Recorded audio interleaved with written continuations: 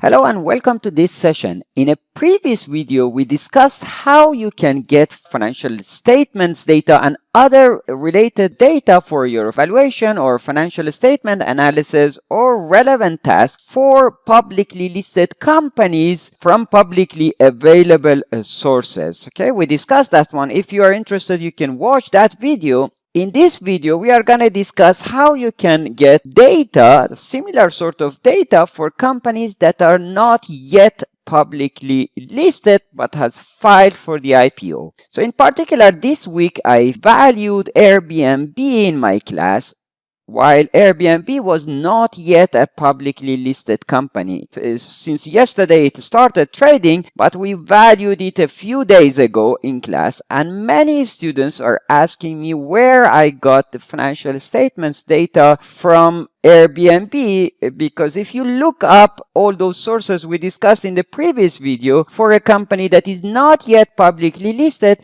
you don't get anywhere. Okay, for example, let's look at Roblox, which is a private company but is going to become a publicly listed company very soon before Christmas. Okay, so imagine now we are going to Yahoo Finance. You look up Roblox and you see that it's a private, it says it's private, and if I click on that, it gives me nothing basically. Similarly, if I go to SEC Edgar website and I look up Roblox, so let's see what does it give me.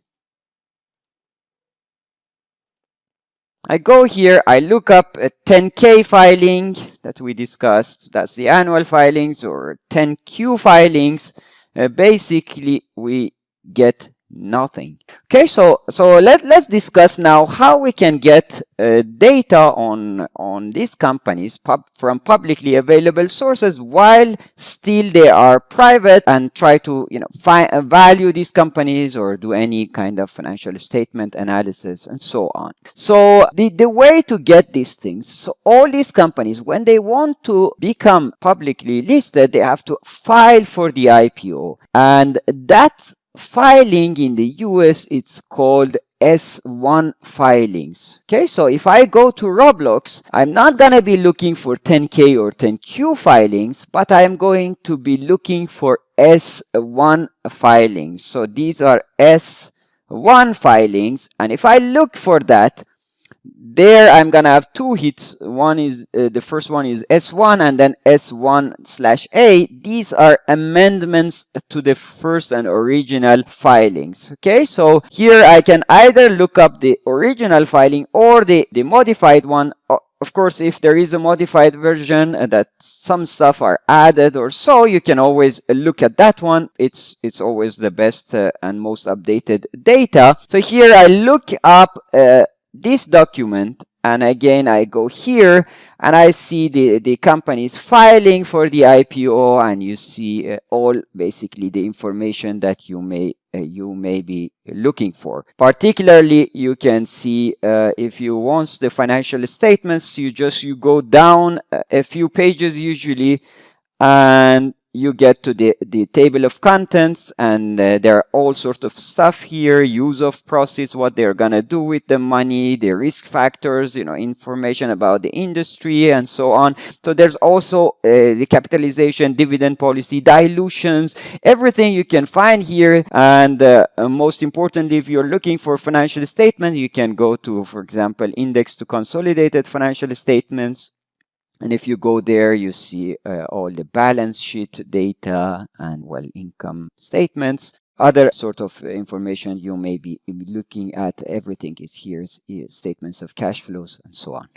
So that's where you can essentially get these filings. So you're not going to be looking for 10K or 10Q, but you are going to be looking for S1 filings. So the last things you may want to know or to be interested in, if you go to S1 filings, you see for Roblox, for example, here you may be interested to get the initial IPO, the IPO price, and if you go there, you get nothing, of course, how much the underwriting discounts was, how much the proceeds was. So these are, you see, it's blank in these filings because it's still, in fact, not yet set, and typically these are filed if you're interested to get this information, it's after the IPO is filed in another form. So in particular, imagine you're looking for IPO price for Uber, which already have been public for a year or so. So I look up Uber. Okay, what do? I look up, let's say, S1 filings. If I look up that, where do I get? I get these S1 filings from Uber, and if I go there, again, you see that I don't get any information on what was the IPO price. Okay, so how can I really get this information? That's not gonna be in S1 filings anymore, and it's in fact in another filings, which are called, I will show you.